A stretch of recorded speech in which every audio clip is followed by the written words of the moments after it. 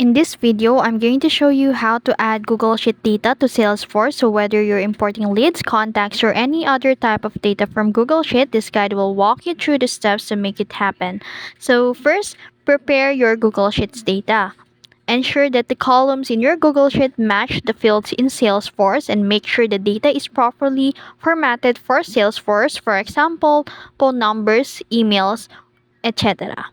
And then after that, save your Google Sheet as a CSV file by going to File, Download, then comma separated value.csv. And now, let's head over to the Salesforce. So make sure you are on the official website of Salesforce first, and then enter your credentials to log in. Now, in Salesforce, click on the App Launcher on the top right or top left corner, sorry, and then type the data import wizard in the search bar and select it from the results in here. So as you can see, I haven't found it yet.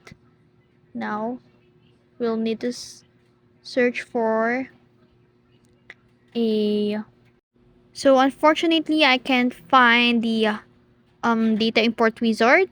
So assumingly we have on that, I think because of the version I have or the location I have. So maybe that's why I couldn't find the data import wizard. So assumingly we have on that. So in the data import wizard, you should see a standard objects on that, and then or customers or custom tabs, sorry, and depending on where you want to add the data, and then choose the object that matches the data you're importing, for example leads, contacts, account, and then after that select add new records if you're adding a new data to Salesforce.